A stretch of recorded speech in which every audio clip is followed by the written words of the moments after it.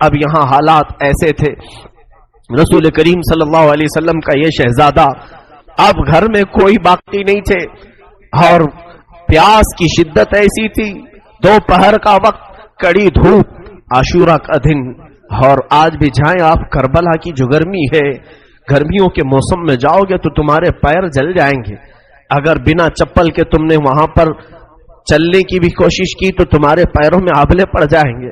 ان شہزادوں کے پیروں سے چپلیں تک چھین لی گئی تھی، گرم ریت پر انہیں دوڑایا گیا تھا۔ حسین ابن علی نے بے کسی اور بے بسی کی طرف دیکھا، آپ کے بھائی عباس علمبردار کھڑے ہوئے، کہا مولا مجھے اجازت دے، میں کسی طرح ان سے بھڑ جاؤں گا اور پانی لے آؤں گا۔ کہا کہ پانی کا چھوڑ دو، ہمارے گھر کی فکر کرو۔ کہا مولا آپ کی بچی سکینہ بار بار کہتی ہے چچا کیا مجھے ایک چلو بھی پانی نہیں پلا سکتے، کیا مجھے تھوڑا سا پانی آپ نہیں دے سکتے؟ سکینہ کی عمر 9 سال کی تھی۔ 9 سال کی بچیاں ہمارے سامنے میرے عزیزوں وہ کلیاں ہوتی ہیں، وہ پیار کرنے کی ہوتی ہیں، محبت سے دیکھنے والی بچیاں ہوتی ہیں۔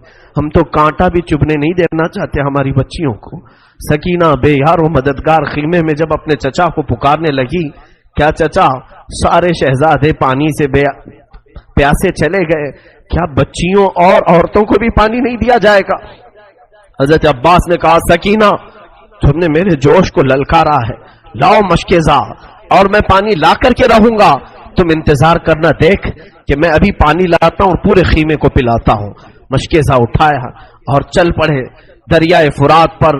آپ تلواروں سے مقابلہ کرتے ہوئے پورے یزیدی لشکر کو چھانٹ دیا اور کوفہ کے یہ بزدلوں کی فوج میں سے نکلتے ہوئے دریائے فرات تک پہنچ گئے۔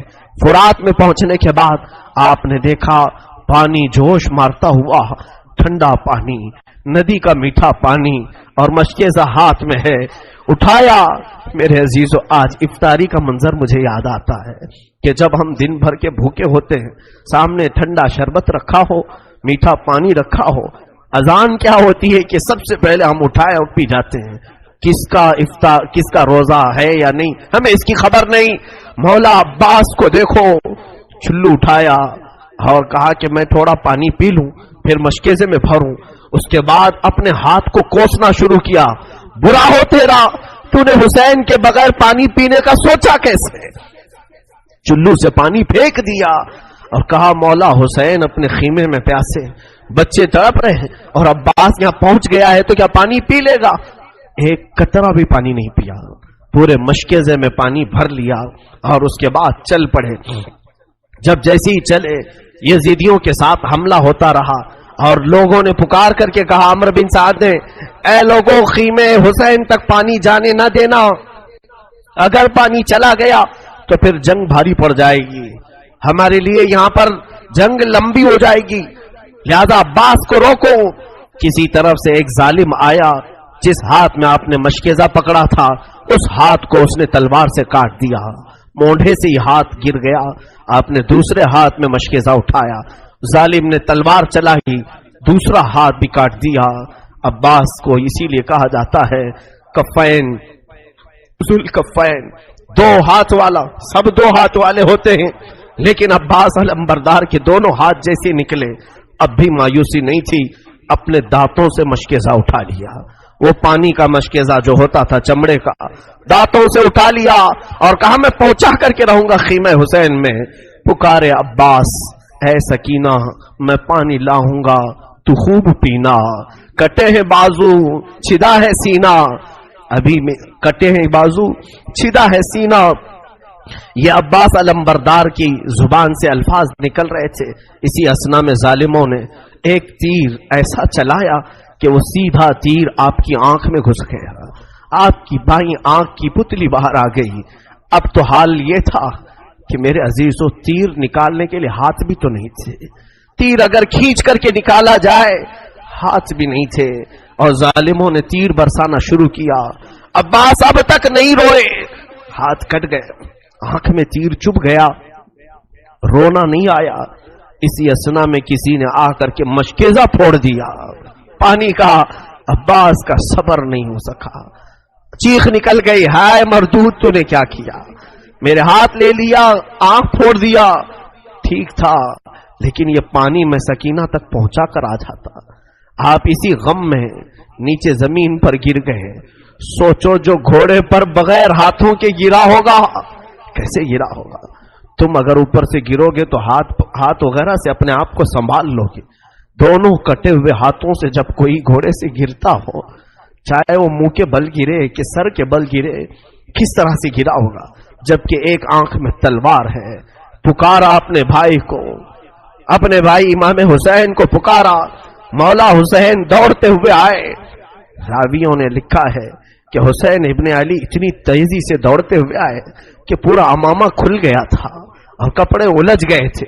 دوڑتے ہوئے آئے, عباس کو اٹھایا, سر لیا, اب بھی جان باقی تھی.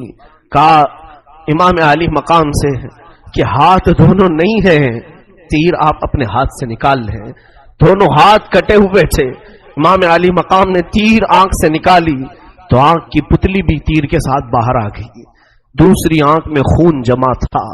عباس اسی اسنا میں کہہ رہے تھے مولا بس دو تین خواہشیں ہیں. کہا عباس کہو تو صحیح.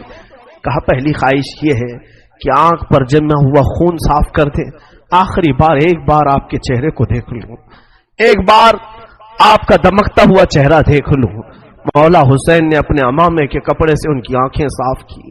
جب آنکھ کھولی تو عباس سے کہا اور کیا خواہش ہے بتاؤ.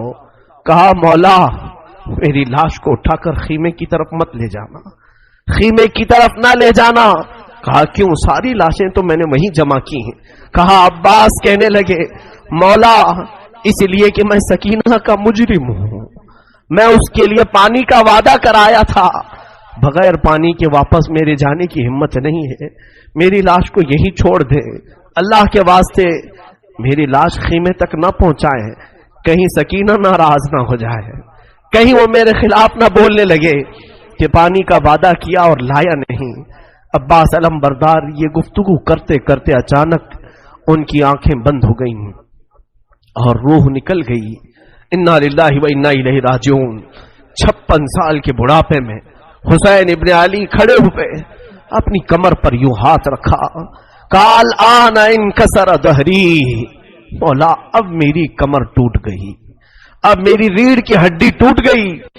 کیونکہ عباس کو مولا حسین اپنی ریڑھ کی ہڈی کہتے تھے. حسین ابن علی رضی اللہ تعالیٰ عنہ حضرت عباس کو اٹھائے ہیں, پھر لے آئے ہیں. بیویوں نے پوچھا عباس پانی لانے کے لیے گئے تھے, لے آئے. کہا پانی تو نہیں لے آئے, وہ خود پینے کے لیے نانا کے حوض کوثر چلے گئے ہیں, وہ جا چکے ہیں.